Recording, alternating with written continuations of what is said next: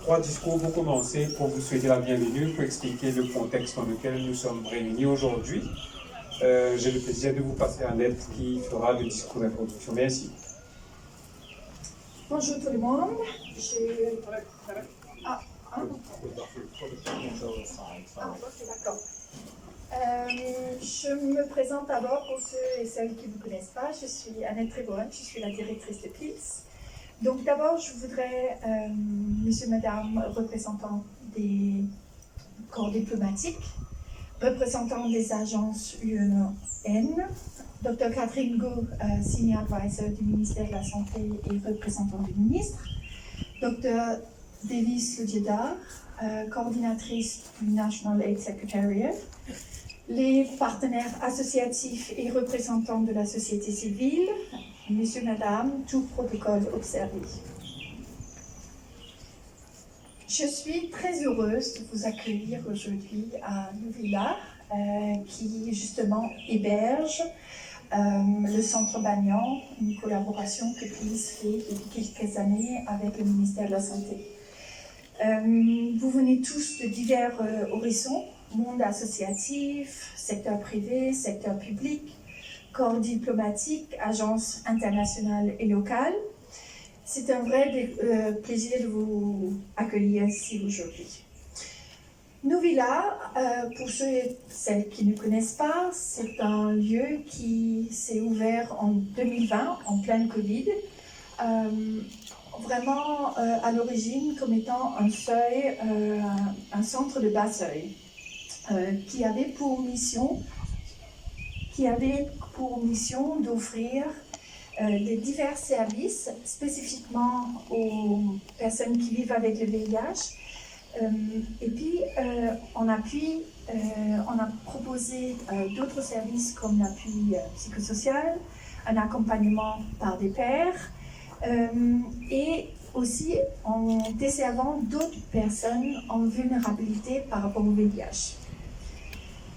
Ensuite, en 2021, suite à une initiative avec le Dr Eaton au ministère de la Santé du département d'hépatite C, on a fait une tentative de collaboration par rapport à les personnes en risque d'hépatite C, justement, qui ne venaient pas vers le traitement. Donc, on a fait une première tentative pour essayer de ramener le traitement où se trouvent les usagers des personnes à risque. Donc c'est un peu cette méthode et cette collaboration qui a évolué avec des expériences collectives entre le ministère de la Santé et PILS ainsi que d'autres associations pour justement élargir ce service au niveau communautaire en introduisant en 2022 la PrEP qui est un traitement préventif par rapport au VIH en offrant le traite justement à Nouvilla en collaboration avec l'équipe médicale du AIDS Unit. Ensuite, ceci a vraiment pris le élan pour évoluer au cours des années. Et donc aujourd'hui, on est très fiers de pouvoir dire qu'en milieu communautaire, on offre aujourd'hui le traitement, on donne l'accès au traitement au niveau VIH, donc par rapport aux ARV, on continue avec la PrEP, il y a l'hépatite C, il y a maintenant une extension par rapport à tout ce qui est addictologie ainsi que psychiatrie, étant donné qu'on touche les mêmes personnes pour les différents traitements.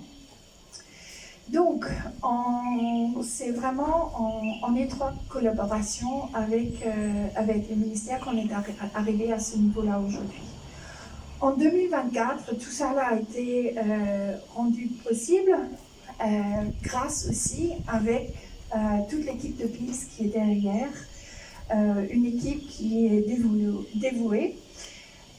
Cependant, on a toujours, au niveau de la lutte, on a toujours des obstacles qui restent considérables, notamment la stigmatisation et la discrimination envers les personnes qui vivent avec le VIH. tout comme d'autres populations qui sont à risque, y compris celles qui sont sans domicile fixe. Nous constatons chaque jour que l'écart sociaux et économique se creuse davantage. L'exclusion est un problème national et pour y faire face, il est nécessaire que tous les secteurs, que ce soit public, privé ou la société civile, coordinent leurs efforts et mobilisent leurs ressources pour justement laisser personne derrière. Ce sont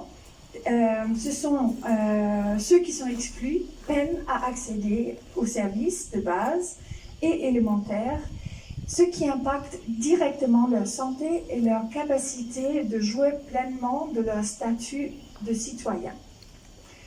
Dans ce centre, comme sur le terrain, les services communautaires ont pour objectif de tisser les liens avec les populations les plus vulnérables et à risque à travers un réseau de pairs et pour sensibiliser justement et leur donner accès à la prévention, les ramener vers le soin et les maintenir les soins tout en leur donnant la confiance et la dignité. Aujourd'hui, à Maurice, on a vraiment une chance inouïe d'avoir accès à des services médicaux et des traitements gratuits au niveau public. Pourtant, l'accès à l'information, aux moyens de prévention et au traitement demeure confronté à des défis constants. Ceci se traduit essentiellement par des écarts importants entre les nombres de personnes estimées à vivre avec le VIH, entre ceux qui sont réellement dépistés, ceux qui sont initiés au traitement et puis ceux qui sont maintenus au traitement. Il faut aussi, pourquoi est-ce que c'est important de garder ce flow-là? Parce que c'est très important de noter qu'une personne qui vit avec le VIH, qui ont une charge virale indétectable, ne transmet plus le VIH. Donc c'est un peu vraiment le but ultime qu'on vise. Donc on constate aussi que malgré les avances économiques que Maurice a fait depuis les avancées économiques que Maurice a fait depuis de nombreuses années, la santé sexuelle en tant que thématique reste culturellement et politiquement difficile à aborder. Souvent, c'est accompagné avec des refus ou carrément des obstacles. C'est un tabou qui suscite le jugement, la honte et la culpabilité, que ce soit au sein des familles, dans des environnements sociaux ou bien dans un milieu professionnel. Nos recherches ainsi que nos expériences de terrain montrent que cela a un impact non seulement sur la santé physique, mais aussi sur la santé mentale. Notre objectif est donc de créer un environnement propice au dialogue autour de la santé sexuelle afin d'améliorer l'accès à la prévention et de permettre aux personnes de faire un choix informé par rapport pour réduire les risques. Un autre défi majeur auquel on fait face en tant que société civile PILS avec ses proches collaborateurs ou partenaires, c'est le départ du Fonds mondial en fin 2026, ce qui reste une préoccupation majeure pour que nous et nos partenaires de la société civile puissent continuer nos activités et nos services. D'ici là, nous devons donc établir des collaborations étroites avec différentes ONG, avec NCIF, les ministères, afin de garantir un système de prise en charge fluide et avec un système de référencement formel et solide pour pouvoir justement assurer la continuité en termes de prévention, la prise en charge et le maintien dans le soin des personnes concernées. Pour conclure, je voudrais remercier mes collègues au sein de PILS pour leur engagement et leur dévouement constant à évoluer ensemble justement sur ce chemin de combattant. Je tiens également à saluer et remercier nos partenaires proches, notamment les ONG telles que Elle, COT et Parapluie Rouge.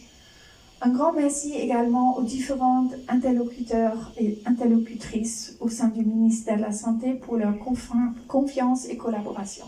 Merci. Je vais passer... C'est Annette pour appeler directrice exécutive de PILS.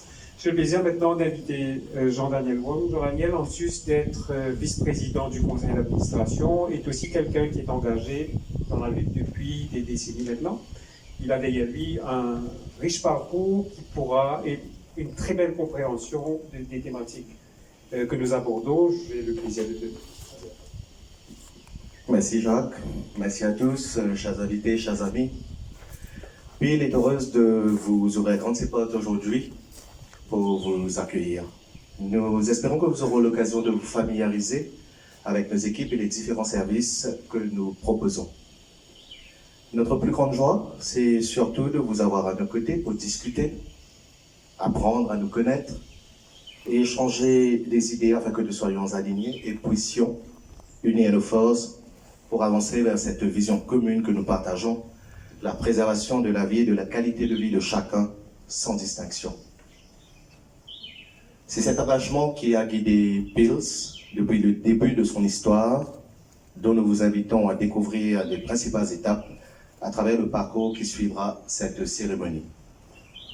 Il a été ardu pour notre équipe de faire le tri parmi les nombreux épisodes de notre histoire. Car de 1996 à aujourd'hui, PILS a connu une vie trépidante, marquée par un mélange d'émotions. Nous avons célébré de grandes victoires, certes, tout en affrontant des défis difficiles à surmonter. Malgré ces obstacles, nous avons toujours gardé foi en la ténacité de nos actions et dans le soutien de nos partenaires et avec nos équipes. Nous avons surtout été portés par les encouragements et le soutien du public et de ceux qui comptent sur nous. En effet, chers invités, ne l'oublions jamais que chacune de nos actions et de nos décisions a un visage humain. Chacun de ces visages a un nom, une âme, des besoins, des priorités, des espoirs et des rêves de mieux-être. C'est cela qui compose l'essence même de notre existence. Et c'est pour que demain offre les mêmes opportunités à chacun que nous restons engagés. Cet engagement, PILS l'a pris depuis sa création, sous l'impulsion de Nicolas Ritter et de ses proches, qui ont fondé une association venue pallier un manque et porter aujourd'hui à faire la différence sur le sol mauricien. L'un des principaux mérites de PILS a été le changement qu'elle a initié pour faire progresser la lutte contre le VIH-Sida et les sujets directement et indirectement associés. Nous ne nous sommes simplement pas battus contre un virus, nous avons surtout dû affronter une mentalité stigmatisante, des tabous, des interdits, des jugements, des non-dits, de l'indifférence et toute une panoplie de dysfonctionnements pour faire progresser la cause. Pour cela, nous nous sommes inspirés des expériences d'ailleurs, grâce au grand réseau régional et international que nous avons tissé au fil du temps. Nous avons adapté les bonnes pratiques à la réalité mauricienne en inventant également nos propres stratégies. Au fil des années, nous nous sommes professionnalisés et avons élargi notre palette de services pour être en phase avec les réalités et les défis contextuels. Notre chance est de n'avoir jamais été seuls. Nous avons surtout très vite compris que c'est ensemble, en partenariat, en collaboration et en bonne intelligence surtout, que nous devons travailler pour œuvrer pour une meilleure qualité de vie des populations clés, encore trop souvent marginalisées et stigmatisées. De nombreuses compétences et plusieurs partenaires stratégiques, tels que le ministère de la Santé et du Bien-être, les médias locaux et internationaux, qui ont été et qui, pour beaucoup d'entre eux, sont toujours à nos côtés. Ensemble, nous sommes parvenus à faire entendre la cause et à apporter des changements qui ont eu un impact direct et positif sur la vie des personnes affectées et infectées par le VIH, les hépatites virales et autres IST. Notre histoire est marquée par des grands moments auxquels nous avons directement contribué. Le traitement préventif mère-enfant pour les femmes enceintes, la prise en charge de nombreuses personnes malades avant que le traitement ne devienne gratuit grâce à notre plaidoyer, PILS a également été fortement engagé dans l'élaboration du HIV/AIDS Act, dans la mise en place d'une politique de réduction de risque pour les personnes consommant des substances injectables, dans la création de structures et d'un cadre pour le respect des personnes vivant avec le VIH et leurs proches, pour celui des hommes et des femmes engagés dans le travail du sexe, des personnes en situation de vulnérabilité générale également. Comme dès le début, nous œuvrons également pour l'émergence d'un environnement inclusif pour les personnes de la communauté LGBTQIH. Nos équipes restent actives sur le terrain, dans les établissements scolaires, privés principalement, auprès des autres associations, dans les quartiers, les entreprises et ailleurs, pour diverses activités prônant la proximité et le dialogue. À 2 ans de son 30e anniversaire, PILS sait que de nombreux défis l'attendent encore. Car si Maurice dispose aujourd'hui de tous les moyens nécessaires pour stopper la propagation du virus, nous sommes encore loin des objectifs fixés. Pour rappel, chaque année, environ 400 Mauriciens sont dépistés positifs et nous déplorons une centaine de décès liés au VIH. Aujourd'hui, les transmissions se font principalement par des rapports sexuels non protégés entre personnes hétérosexuelles et les observations indiquent une hausse de cas d'infections sexuellement transmissibles enregistrés. La discrimination et la stigmatisation continuent de causer des ravages, comme le montre notre étude Stigma Index menée auprès des personnes vivant avec le virus. Les résultats de cette recherche, qui seront rendus publiquement prochainement, nous indiqueront les domaines où il reste encore du travail à accomplir. Le respect des droits des personnes, surtout celles en situation de vulnérabilité, exige un plaidoyer soutenu auprès des diverses parties prenantes. C'est aussi notre façon de faire entendre les voix que l'on n'écoute pas, alors qu'elles font partie intégrante de notre société et méritent d'être entendues et comprises. Dans cet espace que nous vous invitons aujourd'hui à visiter, nous accueillons chaque jour des personnes confrontées au dysfonctionnement de ce système. Nous leur apportons soin, attention, écoute et soutien avec les moyens dont nous disposons et avec les 3 concours du ministère de la Santé. Pour beaucoup, nous parvenons à faire la différence.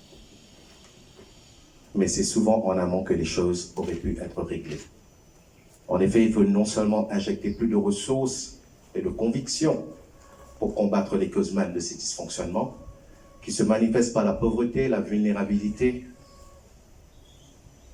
la drogue, le non-respect des droits ou encore l'ignorance, mais il nous faut aussi mutualiser l'utilisation de ces ressources de manière optimale afin de renverser la vapeur et d'atteindre les objectifs communs que nous nous sommes fixés.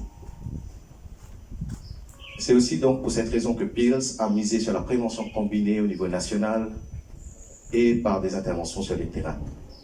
Désormais, notre stratégie s'articule autour de la santé sexuelle en général, avec pour objectif de nous engager dans des conversations autour de la sexualité. D'où la tagline aujourd'hui symbolique dans cette journée internationale de la santé sexuelle que nous avons développée pour accompagner nos actions. Sexe, santé, plaisir et liberté. Mais là encore, certaines portes, dont celles qui nous auraient donné accès aux jeunes, nous restent fermées, ce qui prive ces derniers de bonnes informations qui les auraient aidés à faire des choix informés dans différentes sphères de leur vie. À l'échelle régionale, à travers la plateforme Coalition Plus Océan Indien, PILS entretient des relations étroites avec ses partenaires pour assurer des actions coordonnées et un partage de connaissances pour progresser. Sur la scène internationale, notre voix est entendue et écoutée et notre expertise est reconnue. Cette crédibilité, nous l'avons construite et elle nous permet d'être soutenus dans nos actions par divers bailleurs, qu'il s'agisse aussi d'autres soutiens tels que l'État mauricien, du Fonds mondial et d'autres instances publiques et privées d'ici et d'ailleurs qui financent nos campagnes et soutiennent nos projets. Sans eux, notre progression aurait été encore plus difficile. Et les remerciements que je leur adresse aujourd'hui sont sincères et chaleureux. Merci d'être à nos côtés. Cependant, alors que le monde est confronté à d'autres situations et que l'attention est souvent détournée, la lutte contre le VIH/SIDA n'est plus considérée comme une priorité. Et l'absence de soutien se fait ressentir, nous obligeant à adopter d'autres approches. C'est donc dans cette optique que PILS lancera une nouvelle campagne de street marketing à partir du 12 septembre Nos équipes seront présentes dans différents centres commerciaux et autres lieux stratégiques afin d'inviter le public à participer au financement de nos actions. N'hésitez surtout pas à les approcher et à parler de cette campagne autour de vous. Chers invités, chers amis, à l'issue de cette cérémonie protocolaire, j'aurai le plaisir de venir échanger avec vous et de vous écouter. En attendant, prenez le temps de vous imprégner de ce qui fait l'essence de Peels et prenez plaisir à découvrir notre parcours. Au nom du conseil d'administration de Peels, c'est avec bonheur et joie que je vous souhaite la bienvenue. Nos équipes et moi-même sommes heureux de vous compter parmi nous pour cette journée porte ouverte, solidairement. Merci de votre attention. Merci Jean-Daniel. Le t-shirt que je porte aujourd'hui donc dévoile le logo qui accompagnera toute la campagne que nous menons autour de la santé sexuelle et qui fera partie intégrante de l'ensemble des actions de Peels à partir de maintenant. Un logo que nous dévoilons effectivement, comme l'a souligné Jean-Daniel, dans le cadre de la Journée internationale de la santé sexuelle. Et les t-shirts que vous voyez ici sont des t-shirts qui n'appartiennent qu'à une personne. Ces t-shirts sont les t-shirts qui ont accompagné Nicolas dans les différentes phases, dans les différents combats qu'il a menés depuis la création de Peels en 1996. Une histoire qu'il nous racontera, une histoire qui mérite d'être entendue, d'être propagée, parce que chacun de ces t-shirts représente non seulement une lutte, ça représente peut-être aussi une personne, une cause, un changement qui a dû être porté, qui a dû être voice out pour que les choses puissent s'améliorer pour tout un chacun.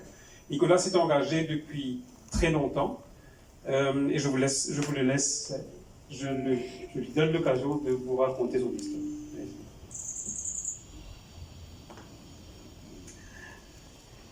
Merci Jacques, merci Jean-Daniel et Madame la directrice. Alors, moi je vais être un peu moins formel, pas de papier, mais j'ai quand même quelques petits points que je voudrais vous partager. Merci à tous et à toutes d'être là, d'abord. Et puis, sachez que je ne travaille plus chez Peels. Je ne travaille plus, je ne suis plus membre du conseil d'administration. Donc, mon discours peut être aujourd'hui un peu plus libre et en tout cas moins politiquement correct. Même si j'ai trouvé que Jean-Daniel avant a bien mis avec des mots posés, il a bien parlé des difficultés auxquelles nous nous confrontons et que l'île Maurice est confrontée. Alors, bien sûr, tout a commencé il y a 30 ans, quand j'ai décidé d'aller faire un test de dépistage du VIH. À l'époque, il fallait 15 jours pour avoir les résultats. Le test se faisait à côté de la morgue à Candeus.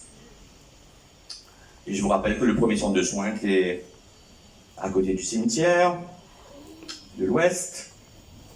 Bref, c'était pas une époque très facile pour quelqu'un qui vit avec le VIH. Et le docteur Pindia, virologue à l'époque, m'a dit Nicolas, tu as une double nationalité, pars en France, pars à La Réunion, parce qu'à l'île Maurice, il n'y a pas de soins, il n'y a pas de médicaments, il n'y a pas de suivi, il n'y a pas d'association, il n'y a rien. Donc j'ai eu la chance d'avoir des parents très soutenants, des amis qui ne m'ont pas exclu, qui m'ont entouré. Donc déjà le premier message c'est avec de l'amour et bien entouré, les choses se passent mieux. Et j'avais peur, comme tout le monde, de la réaction de mes parents. On pense qu'on va être rejeté, stigmatisé, et souvent c'est faux. Et ça c'est le premier message. N'ayez pas peur de faire un test, n'ayez pas peur d'en parler à ceux que vous aimez et vous serez souvent surpris des réactions extrêmement positives qu'on peut rencontrer autour de soi. Ensuite, arrivé à La Réunion, j'ai vu non seulement un pôle de prise en charge incroyable, prise en charge globale, sans jugement, humain, et une mobilisation des personnes vivant avec le VIH elles-mêmes exceptionnelle. Non seulement au sein d'une association qui avait été créée par eux, par ces personnes elles-mêmes, mais aussi par la collaboration qu'il y a eu immédiatement entre l'association et le seul lieu où il y avait des soins à La Réunion, c'est-à-dire au service d'immunologie clinique de Belle-Pierre. Et là, il y avait des personnes vivant avec le VIH qui m'accueillaient. Je faisais mes soins sur une terrasse équipée avec du café, des croissants et des personnes issues de l'association vivant avec le VIH et qui étaient animateurs de la terrasse et qui mettaient tout de suite les personnes en confiance, les mettaient, leur faisaient comprendre, enfin, moi ça m'a permis de chasser très très vite tout le côté obscur et noir de la solitude qui peut être associée aux personnes vivant avec le VIH. Donc, j'ai trouvé ça absolument magique. J'ai tout de suite milité avec cette association. Je me suis inscrit comme membre. Je suis monté sur le conseil d'administration. Mais je suis rentré très rapidement à l'île Maurice parce que j'ai trouvé que c'était ici. Il fallait que je fasse du travail et de la mobilisation. Même si j'ai deux nationalités, la française et la mauricienne, c'est Maurice mon pays. Et c'est ici que sont mes amis, mes parents et ceux que j'aime. Donc, il était pour moi tout à fait normal de commencer quelque chose, d'abord avec mes proches, mes amis, et puis nous avons progressivement réussi à faire un peu bouger les lignes, à intéresser plus de personnes, à toucher plus de thématiques, à nouer des partenariats stratégiques avec l'international, puisque très peu de structures mauriciennes, tant privées que publiques, souhaitaient nous accompagner. Je dois saluer, quand je vois ces t-shirts et ces posters là-bas, certaines entreprises par contre qui nous ont soutenus dès le départ. Je pense à Oxo, je pense à Circus, deux entreprises qui sont dans le domaine de la communication et de la publicité. Je voudrais aussi saluer Madame Gita Karimji qui est avec sa petite fondation United Way, qui est la première à financer Pils au niveau Maurice et qui a permis d'avoir Pils d'avoir son premier salarié. Aujourd'hui, nous sommes une cinquantaine chez Pils de salariés, une centaine de volontaires, des partenaires multiples, tant sur le plan national que sur le plan régional. Alors Jean-Daniel en a parlé un petit peu, Annette aussi. Au niveau régional, Pils travaille avec l'ensemble des îles et des associations de lutte contre le sida. Cette année, le prochain colloque, au mois d'octobre, a lieu à Madagascar. Ce sont les 20 ans de cette collaboration régionale qui a permis à cette région de l'océan Indien ignorer les bailleurs parce que nos épidémies sont trop petites, trop concentrées.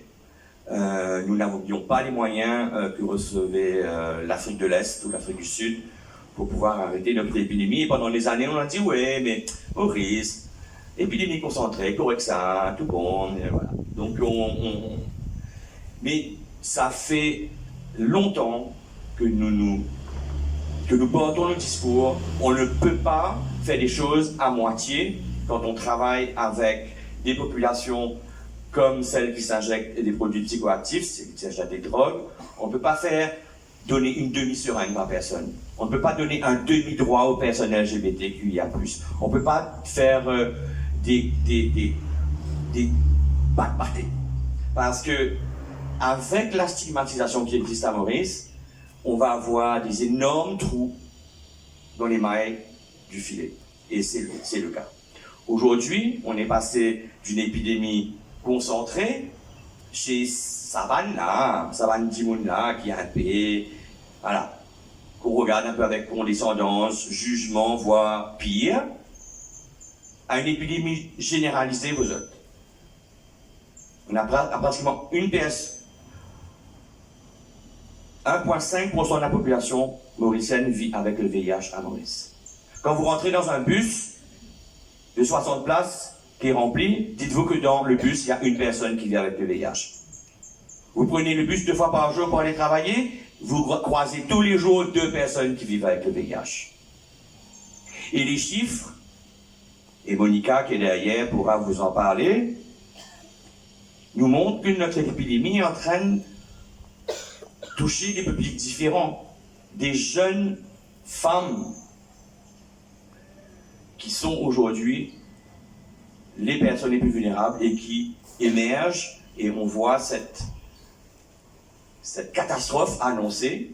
Nous étions les bons élèves, voire cités en exemple il y a 15 ans, 20 ans, avec les premiers programmes de réduction des risques, les antirétroviraux qui sont arrivés très tôt à l'île Maurice en 2002, alors que les pays d'Afrique, ce n'était pas le cas.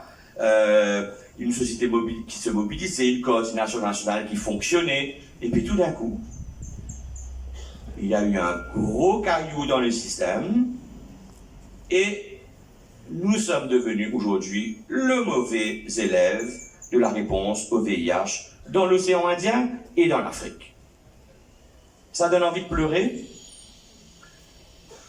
mais j'aimerais que ça donne surtout envie qu'on se mobilise encore plus. Tous ces t-shirts, ce sont autant de mobilisations depuis ces 25 dernières années.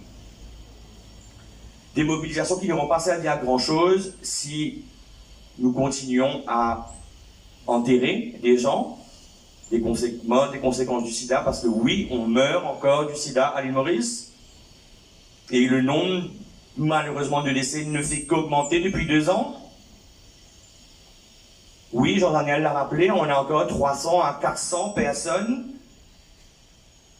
Entre 300 et 400 personnes apprennent leur séropositivité chaque année. Ce sont 300 et 400 familles potentiellement touchées et qui vivent ça de façon compliquée. On a des études, est-ce qu'on en a besoin, mais qui viennent encore de sortir pour dire que la préoccupation des Mauriciens aujourd'hui, au-delà du pouvoir d'achat, c'est la question de la sécurité, le law and order et des drogues. Les deux étant liés, pour moi, les deux sont en top priorité des Mauriciens. Qu'est-ce qu'on fait? Pas grand-chose. Il y a quelques améliorations sur les programmes de dispensation de méthadone ces derniers temps. Il faut le saluer. Mais pendant très longtemps, les personnes ont été sous-dosées. C'est un véritable scandale. On ne traite pas, bien entendu, la cause.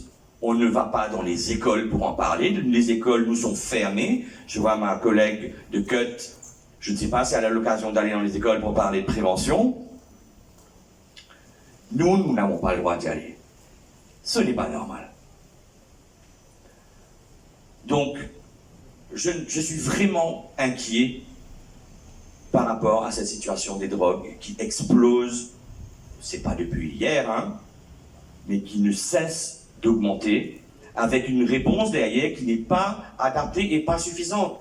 Pas assez de centres pour la détox, pas assez de centres pour l'accompagnement et la réhabilitation et la réinsertion. Pas assez de prévention, vous savez. Et surtout des lois qui sont contre-productives et qui nourrissent cette situation complètement délirante qui met à mal nos familles, nos jeunes, notre économie. Vous croyez que les gens vont vouloir investir à l'île Maurice quand ils vont réaliser qu'ils ne peuvent plus sortir dans la rue le soir à cause de l'insécurité liée aux personnes liées à la question des drogues, en fait. Question globale, et c'est pas la peine de pointer du doigt les individus. Notre responsabilité, elle est collective, on n'a pas voulu voir. Et ce n'est plus de political will qu'il faut aujourd'hui. On n'a pas besoin de volonté politique, on a besoin d'action politique. On a besoin d'action. Assez de political will, we need political action. On est à un moment, au niveau mondial, incroyable. Je ne sais pas si vous êtes... Jean-Daniel en a parlé, Annette en a parlé. Oui, une personne séropositive traitée ne transmet plus le VIH. C'est incroyable. Ça change, pour moi et pour toutes les personnes qui vivent avec le VIH, ça change tout dans notre rapport aux autres, dans notre rapport amoureux, dans le désir de faire une famille. Enfin, je veux dire, on n'est plus des bombes virales dont les gens veulent plus s'approcher. Mais c'est encore le cas, parce que les gens ne savent pas ça. Ils ne savent pas qu'une personne indétectable au niveau de sa charge virale ne peut plus transmettre le virus. Mais c'est le cas, et c'est un message qui doit continuer à passer en cette journée mondiale de la santé sexuelle. C'est primordial.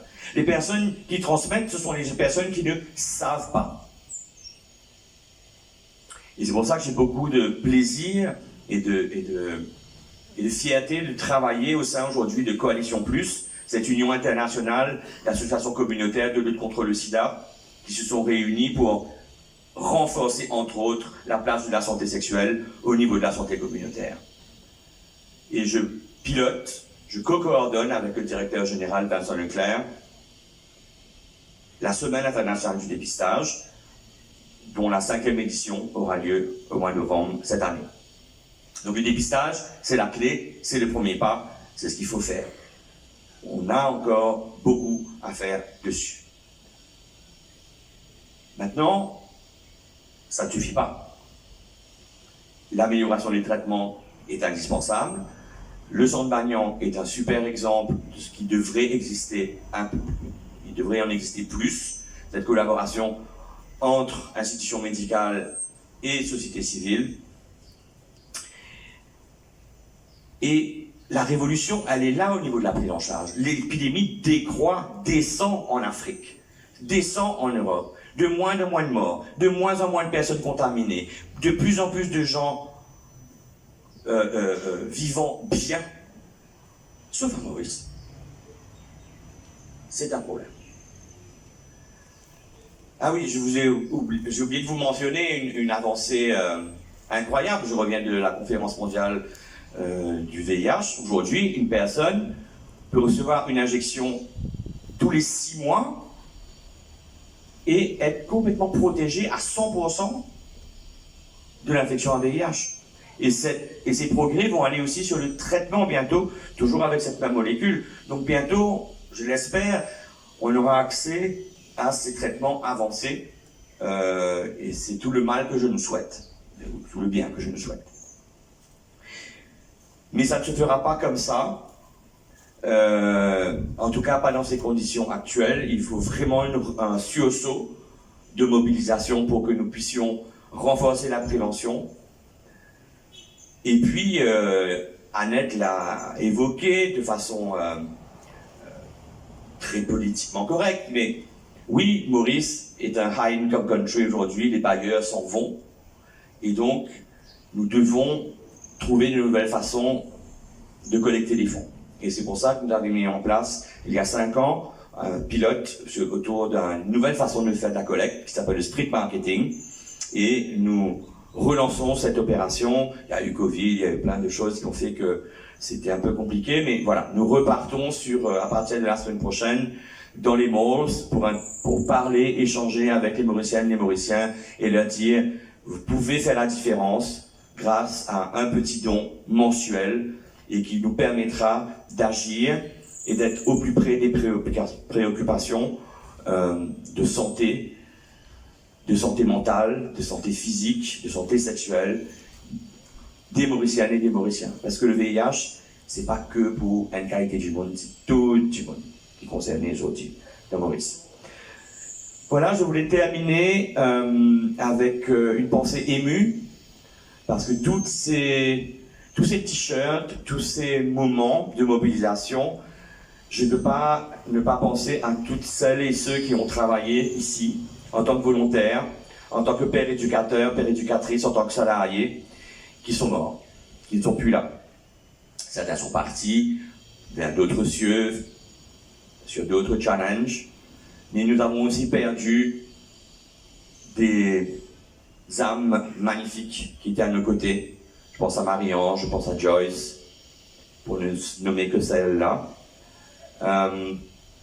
Et je voudrais saluer celles et ceux qui travaillent ici au quotidien, l'équipe médicale sous la coordination de Préma, une ancienne du AIDS Unit et qui m'a toujours dit, Nicolas, quand vous prenez vos retraites, vous pouvez travailler que toi. Eh ben voilà. Nous avons besoin d'expertise comme cela. C'est pas simple d'être au quotidien avec ces populations extrêmement vulnérables et qui sont souvent les plus rejetées. Nous sommes nombreux dans l'île à essayer de faire notre maximum. Je vois Solange derrière, ça me rappelle voilà, toute cette mobilisation communautaire dans les quartiers les plus difficiles. Je vois Out Mauritius, le collectif Arc-en-Ciel, toute cette mobilisation auprès des communautés. Il y a eu beaucoup de progrès de fait, mais il y a encore tellement à faire que c'est parfois un peu décourageant. Alors, gardons la force, l'espoir, disons-nous que ce sera mieux demain. Il faut que ce soit mieux demain. Pour tous les Mauriciens, pour nos jeunes, pour les générations futures, pour notre île, pour qu'on y fasse, qu'on soit heureux, qu'on soit dans un pays qui a su répondre à tout ça. Le VIH est un marqueur. Le VIH révèle les dysfonctionnements d'une société. Donc, il faut continuer à jouer ce rôle d'accompagnant, d'écoute, mais aussi de watchdog et de dire quand ça ne va pas. Il n'y a pas de problème. Il faut le dire, parce que si on ne dit pas, rien ne bouge. Merci à toutes et à tous. Je repasse la parole à Jacques et qui va vous expliquer la suite des événements. Bonne journée. Merci beaucoup Nicolas. Pour la suite, nous vous invitons donc à repasser sur l'histoire de Pils qui commence juste là dans le couloir qui est là. Et vous pourrez faire le tour, aller à la rencontre de nos différents services, les membres qui sont engagés au niveau de Pils